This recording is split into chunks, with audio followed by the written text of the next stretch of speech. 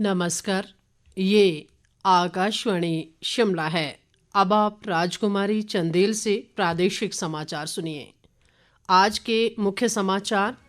भारत निर्वाचन आयोग ने लोकसभा चुनाव कार्यक्रम की घोषणा की। 7 चरणों में होंगे चुनाव, 4 जून को होगी मतगणना। हिमाचल में 4 लोकसभा सीटों के चुनाव के साथ ही 6 विधानसभा सीटों के उपचुनाव के लिए 1 जून को होगा मतदान। चुनाव कार्यक्रम की घोषणा के साथ ही देश में चुनाव आदर्श आचार संहिता लागू। और लोकसभा चुनाव की घोषणा का विभिन्न राजनीतिक दलों ने किया स्वागत।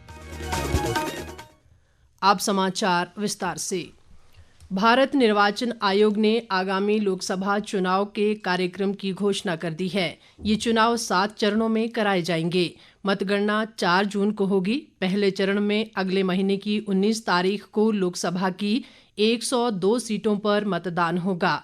दूसरे चरण में 26 अप्रैल को 89 सीटों पर वोट डाले जाएंगे।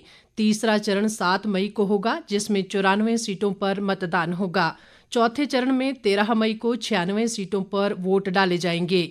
पांचवें चरण में 20 मई को 49 संसदीय सीटों पर मतदान होगा, जबकि छठे चरण में 25 मई को 57 सीटों पर वोट डाले जाएंगे। लोकसभा चुनाव के 7वें और अंतिम चरण में 1 जून को 57 संसदीय सीटों पर मतदान होगा। निर्वाचन आयोग ने आज नई दिल्ली में आम चुनाव 2024 के साथ साथ कुछ राज्यों में विधानसभा चुनावों के कार्यक्रम की भी घोषणा की। मुख्य निर्वाचन आयुक्त राजीव कुमार ने बताया कि कार्यक्रम घोषणा के साथ ही चुनाव की आदर्श आचार संहिता लागू हो गई है। उन्होंने कहा कि निर्वाचन आयोग भारतीय लोकतंत्र के सबसे बड़े पर्व के लिए पूरी तरह तैयार है।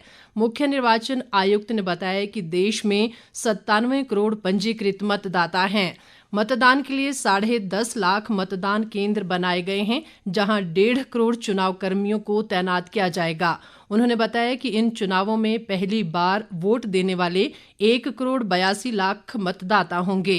राजीव कुमार ने बताया कि आयोग 85 वर्ष से अधिक आयु के लोगों और दिव्यांगजनों को घर से ही मतदान करने की सुविधा प्रदान करेगा। उन्होंने ये भी बताया कि राजनीतिक पार्टियों को ये भी बताना होगा कि उन्होंने गंभीर आपराधिक मामलों वाले उम्मीदवारों को चुनाव में क्यों उतारा।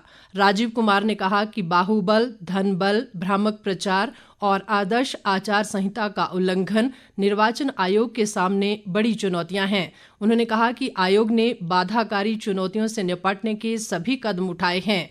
उन्होंने कहा कि बाहुबल पर निगरानी रखने के लिए मतदान के दिन ड्रोन का इस्तेमाल किया जाएगा।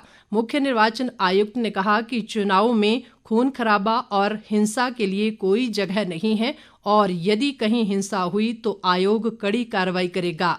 राजीव कुमार ने बताया कि संबंधित प्रवर्तन एजेंसियों को निर्देश दिया गया है कि शराब, नकदी, मादक पदार्थों और अन्य प्रकार की प्रलोभनकारी वस्तुओं को बांटे जाने पर नियंत्रण रखे। उन्होंने कहा कि आयोग ने नकदी के हस्तांतरण पर भी कड़ी नजर रखने के निर्देश दिए हैं। मुख्य निर्वाचन आयुक्त ने कहा कि चुनाव तंत्र को कचरा प्रबंधन और कागज के कम से कम उपयोग को भी सुनिश्चित करने के निर्देश दिए गए हैं। मौजूदा लोकसभा का कार्यकाल इस वर्ष 16 जून को समाप्त हो रहा है। मुख्य निर्वाचन आयुक्त ने सिक्किम, उड़ीसा, आंध्र प्रदेश और अरुणाचल प्रदेश विधानसभा चुनावों के कार्यक्रम की भी घोषणा की। इधर हिमाचल प्रदेश में लोकसभा चुनाव के साथ ही विधानसभा के उपचुनाव के लिए मतदान 1 जून को होगा। प्रदेश के मुख्य निर्वाचन अधिकारी मनीष गर्ग ने आज शिमला में पत्रकारों को बताया कि इन चुनावों के लिए 7 मई को अधिसूचना जारी की जाएगी और एक ही चरण में लोकसभा चुनाव और विधानसभा उपचुनाव होंगे।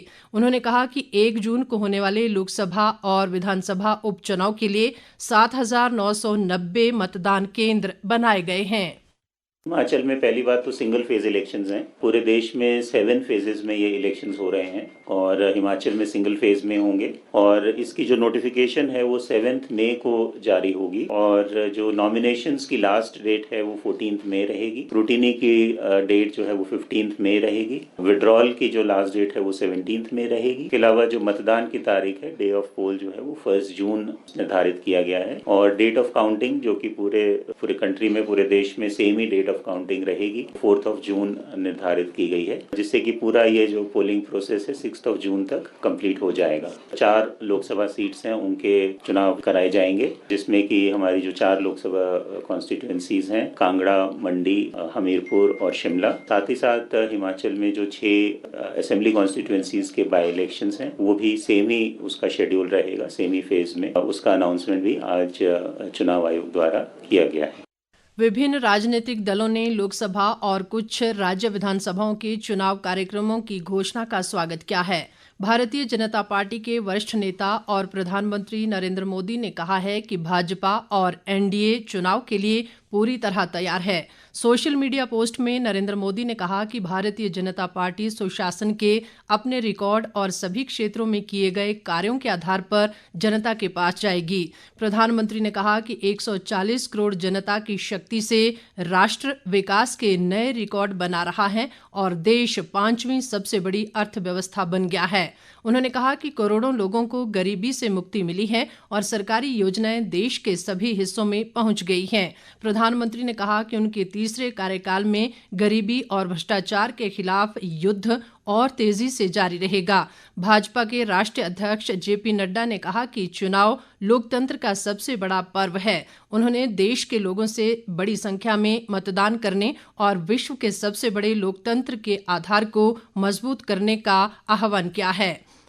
वरिष्ठ भाजपा नेता व केंद्रीय सूचना व प्रसारण और युवा सेवाएं व खेल मंत्री अनुराग सिंह ठाकुर ने कहा है कि देश की जनता एक बार फिर भाजपा को अपना पूर्ण समर्थन देगी। एक सोशल मीडिया पोस्ट में उन्होंने कहा कि देश में लोकसभा चुनाव विश्व के सबसे बड़े उत्सव का समय है। उन्होंने कहा कि प्रधानमंत्री नरेंद्र मोदी के नेतृत्व में सरकार ने लोगों के जीवन में जबरदस्त बदलाव लाए हैं। अनुराग सिंह ठाकुर ने कहा कि रिकॉर्ड समय में भाजपा सरकार ने लोगों को गरीबी रेखा से बाहर निकाला है। उन्होंने कहा कि सरकारी योजनाएं लोगों के घर तक पहुंच रही हैं और युवाओं के लिए पर्याप्त अवसर पैदा हुए हैं। अनुराग सिंह ठाकुर ने कहा कि वैश्विक मंच पर भारत एक मजबूत आवाज बनकर उभरा है। उन्होंने सभी लोगों से अपने मताधिकार का प्रयोग करने का आह्वान किया है। नेता प्रतिपक्ष जयराम ठाकुर ने कहा है कि भाजपा प्रदेश की सभी लोकसभा सीटों को भारी मतों से जीतकर नरेंद्र मोदी को तीसरी बार प्रधानमंत्री बनाने में अपना योगदान देगी। एक बयान में उन्होंने दावा किया कि प्रदेश में होने वाली 6 विधानसभा सीटों के उपचुनाव में भी भाजपा जीत दर्ज करेगी। जयराम ठाकुर ने कहा कि प्रदेश सरकार हर मोर्चे पर विफल रही है और जन विरोधी नीतियों के कारण जनता को परेशानी झेलनी पड़ रही है। उन्होंने कहा कि अपने चहेतों को ओएसडी, सलाहकार और बोर्ड के चेयरमैन बनाकर कांग्रेस सरकार फिजूल खर्ची को बढ़ावा दे रही है। उन्होंने कहा कि देश की जनता को प्रधानमंत्री नरेंद्र मोदी की गारंटियों पर भरोसा है। इधर कांग्रेस प्रदेश अध्यक्ष प्रतिभा सिंह ने देश में लोकसभा चुनावों की घोषणा का स्वागत करते हुए प्रदेश की 4 लोकसभा सीटें जीतने का दावा किया है। उन्होंने कहा कि इन चुनावों के लिए प्रदेश कांग्रेस पूरी तरह तैयार है। उन्होंने उम्मीद जताई कि चुनाव आयोग देश में निष्पक्ष चुनाव करवाने व अपनी संवैधानिक जिम्मेदारी का निर्वहन करते हुए बिना किसी भेदभाव व दबाव के मतदान करवाएगा। कांग्रेस के राष्ट्रीय प्रवक्ता कुलदीप राठौर ने कहा है कि केंद्र सरकार की चुनावी बांड नीति से स्पष्ट हो गया है कि उन्हीं कंपनियों व व्यक्तियों को काम दिया गया है जिन्होंने भाजपा को चुनावी बॉन्ड के माध्यम से चंदा दिया है। शिमला में पत्रकारों से बातचीत में उन्होंने कहा कि इस मामले में सर्वोच्च न्यायालय के आदेश के बाद जनता का न्यायपालिका पर विश्वास और बढ़ गया है। उन्होंने आरोप लगाया कि केंद्र की भाजपा सरकार ने अपने प्रभाव का इस्तेमाल किया और बड़ी बड़ी कंपनियों व उद्योगपतियों ने इलेक्टोरल बॉन्ड खरीदे। राष्ट्रीय मानव अधिकार आयोग के स्पेशल मॉनिटर बालकृष्ण गोयल ने आज जोनल अस्पताल धर्मशाला का दौरा किया। इस दौरान उन्होंने अस्पताल के विभिन्न वार्डों, ओपीडी, रजिस्ट्रेशन काउंटर व सुझाव शिकायत पट्टिका का निरीक्षण किया। इस अवसर पर उन्होंने अस्पताल के स्टाफ से मुलाकात की और उनकी समस्याओं को जाना। इस दौरान बालकृष्ण गोयल ने अस्पताल में रखी गई खाद्यान्न सामग्री व दवाइयों की गहनता से जांच की और आवश्यक दिशा निर्देश दिए। उन्होंने निरीक्षण के दौरान ओपीडी, ब्लड बैंक के अतिरिक्त अस्पताल की अन्य कार्यप्रणाली की विस्तृत जानकारी हासिल की। बाद में गोयल ने धर्मशाला के दाड़ी स्थित वृद्ध आश्रम का भी दौरा किया। उन्होंने संस्था के अधिकारियों व कर्मचारियों से वृद्धों की समस्याओं पर चर्चा की। अंत में मुख्य समाचार एक बार फिर। भारत निर्वाचन आयोग ने लोकसभा चुनाव कार्यक्रम की घोषणा की। 7 चरणों में होंगे चुनाव, 4 जून को होगी मतगणना। हिमाचल में 4 लोकसभा सीटों के चुनाव के साथ ही 6 विधानसभा सीटों के उपचुनाव के लिए 1 जून को होगा मतदान। चुनाव कार्यक्रम की घोषणा के साथ ही देश में चुनाव आदर्श आचार संहिता लागू और लोकसभा चुनाव की घोषणा का विभिन्न राजनीतिक दलों ने किया स्वागत। इसके साथ ही ये समाचार बुलेटिन समाप्त हुआ। नमस्कार।